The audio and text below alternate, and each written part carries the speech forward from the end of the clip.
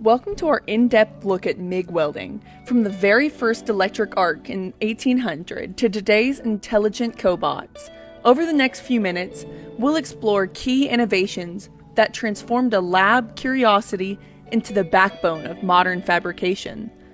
Let's get started.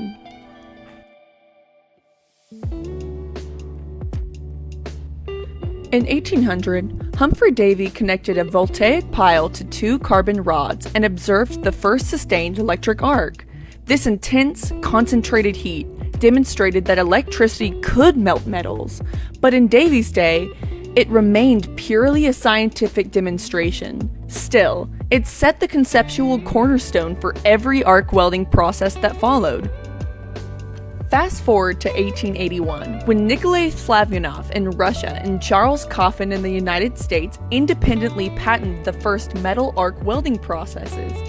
By using iron or steel electrodes that melted into the joint, they achieved a more stable arc and supplied filler metal simultaneously. This shift from non-consumable carbon rods to consumable metal electrodes dramatically improved weld quality and efficiency. In the early 20th century, engineers at General Electric began experimenting with continuous wire feed systems. In 1920, P.O. Nobel's patent described a bare wire feeder whose speed was governed by arc voltage. Higher voltage accelerated the feed, lower voltage slowed it. Although innovative, the absence of shielding gas meant the molten pool oxidized upon contact with air, producing porous, brittle welds. Nonetheless, this concept of automated wire feed laid the groundwork for true MIG welding. By the 1930s and 40s, two principal methods emerged to shield the weld from atmospheric contamination: flux and inert gas. The submerged arc process, introduced in 1935, fed a flux-cored wire beneath a layer of powdered flux, effectively isolating the arc and enhancing deposition rates, though only suitable for flat or horizontal welds. Concurrently, gas tungsten techniques used argon or helium to envelop the arc, providing cleaner welds but at slower deposition speeds. These parallel developments would soon converge in the first true MIG process. In 1948, researchers at Battelle Memorial Institute achieved a defining breakthrough. They paired a constant voltage power supply with a continuously fed bare wire and enclosed the arc in a curtain of inert argon gas. The result was smooth, spray transfer mode, in which hundreds of microscopic droplets of molten metal rained into the weld pool each second. This configuration produced exceptionally clean, high-quality aluminum welds, marking the official birth of the metal inert gas, or MIG welding. While argon provided ideal arc stability, its cost limited MIG's adoption for steel.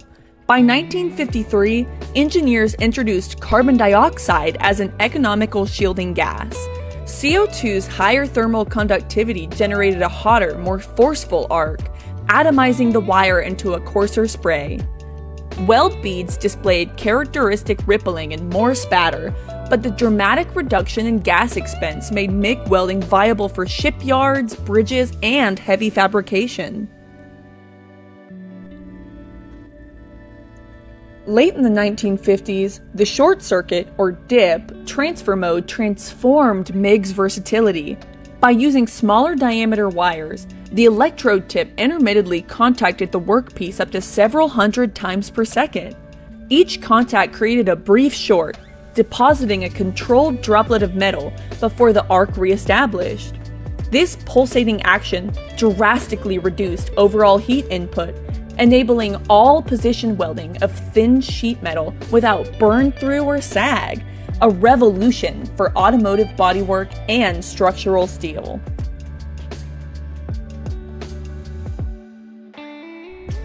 In the 1960s, modest additions of oxygen or carbon dioxide to argon shielding smoothed out the classic spray arc transfer. yielding flatter beads and less spatter. Shortly thereafter, pulsed spray welding emerged. The power source alternated between high peak currents to propel droplets and low background currents to maintain the arc. Pulsed MIG minimized splatter and controlled heat input, offering superior bead appearance and weld integrity on medium thickness sections. The 1970s and 1980s saw the integration of solid-state electronics into welding power supplies. Thyristor drives enabled precise control of voltage and current, paving the way for synergetic units. You just set a single wire feed speed knob, and the machine auto-adjusted voltage for optimal transfer. In the early 1990s, Lincoln Electric introduced surface tension transfer, which dynamically modulated current to maintain a short circuit arc with minimal spatter. STT's advanced waveform tailoring made MIG welding feasible for critical applications, from pressure vessel fabrication to ship hulls.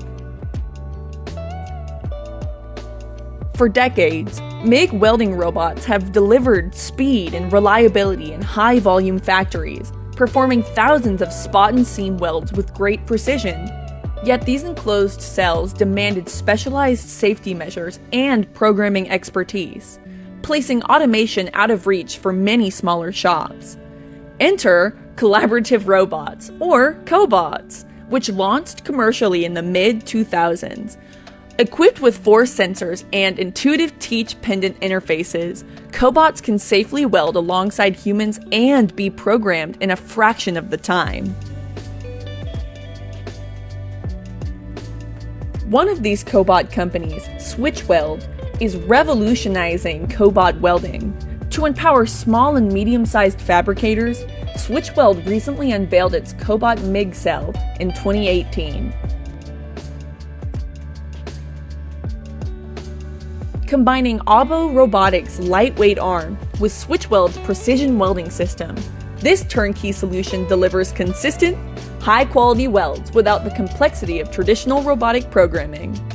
Operators simply position the torch, set waypoints, and let the cobot handle the rest, ensuring every joint meets spec with minimal setup time.